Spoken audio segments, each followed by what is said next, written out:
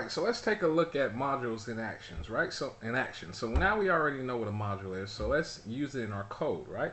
So in most applications, you have some need to store data so it is remembered and can be reused. In most cases, we store that data in a database, right? But what we want to do in our code is isolate the code that stores and retrieves data from the rest of our application. So hence we know that we want to get modular here. We want to create a module specifically for interacting with the data. All right. Now, that's the purpose of the data store. So if you look at the data store code, you'll see that it is created using the module pattern.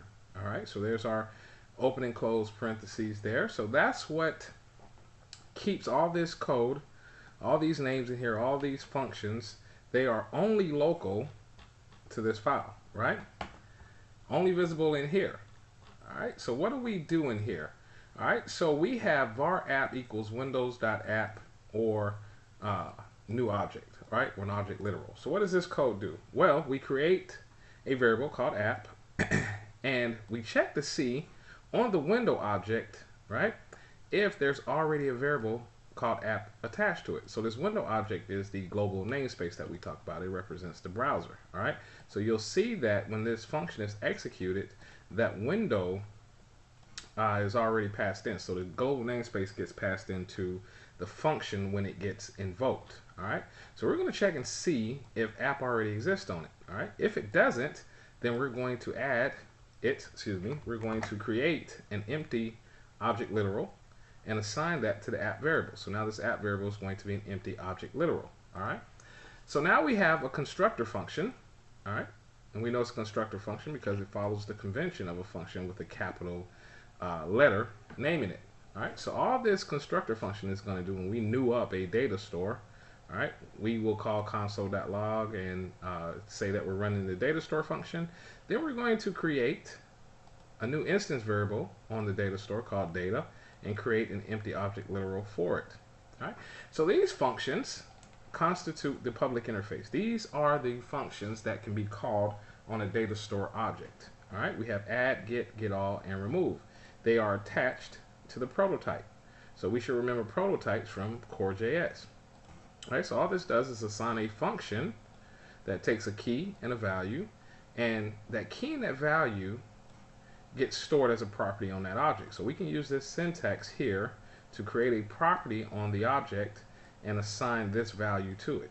All right, and that's what the add function does. It takes a key and a value, creates a property on the object, and assigns this value to it.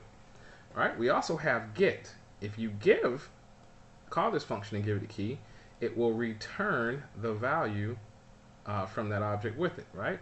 So this syntax is equivalent to, saying data dot order, right? We can access object properties like an array. Cool stuff. All right, the get all function just returns all the data or returns the object with all the data on it. All right, we can also remove a value by passing in the key and using delete to remove it from the object. All right, so that's the basic syntax for creating an object, right?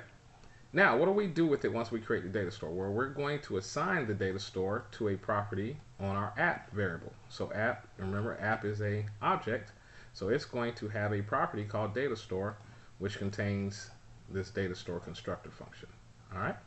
Now we need to attach app back to window.app. If we don't attach it, if we don't do this, then we have no way of accessing this data store outside of this object, outside of this class.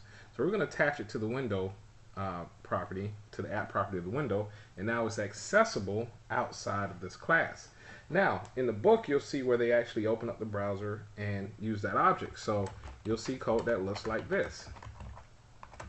All right, so this is creating an instance of the data store. All right, because the data store is the constructor function is attached to the app object. And the reason you don't see it like this is because in the browser, you're already in the global namespace. You're already in the window, so you don't need to attach that to it. All right. Nothing else really exciting about this code, right? It's just standard object. So you've seen that before. Only thing different is how you create one, and you can create it in the browser very easily. You just need to use that or access it through that app variable. All right.